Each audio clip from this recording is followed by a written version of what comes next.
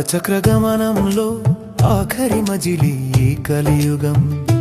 ధర్మం ఒంటి పాదిన నడిచే వింత లోకం ఈ కలియుగం. మాయలు మర్మాలకు నెలవైన యుగం. మంచిని వెతికే మనుషుల ప్రయాణం ఈ కలియుగం. సత్యమే ఊపిరిగా సాగింది కృతయుగం.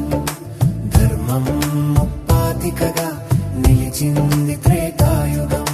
సగభాగం సత్యంతో వెలిగింది ద్వాపరం. అధర్మ రాజ్యమేలే సమయమే ఈ కలియుగం.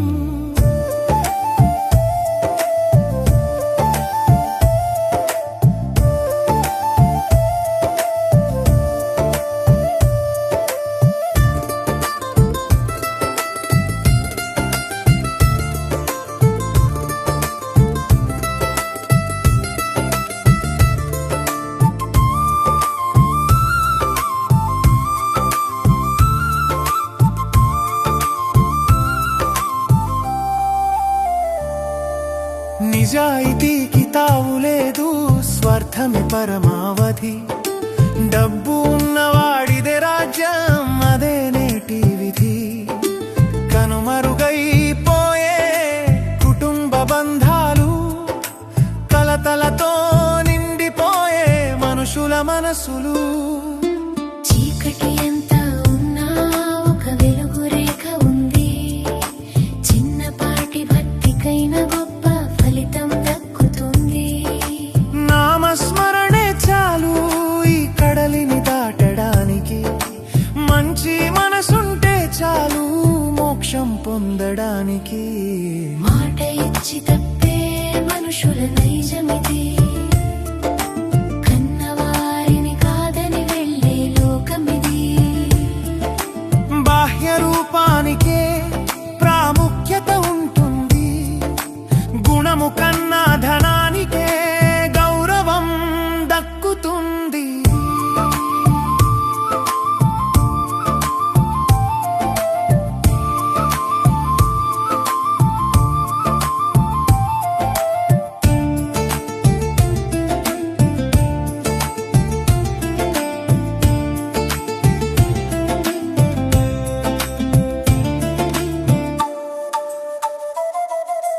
అశాంతి జ్వాలల్లో ఈ కలియుగ పయనం. ప్రశాంతిని ఇచ్చేది కేవలం హరినామం. స్వల్ప పుణ్యానికైనా గొప్ప ఫలముంటుంది. నిష్కల్మష భక్తితోనే మోక్షం సిద్ధిస్తుంది. అధర్మం పెరిగిన దైవం తోడుంటుంది. మంచిని నమ్మిన వాడికి విజయం దక్కుతుంది. కృతయుగంలో ధర్మం వెలిగింది.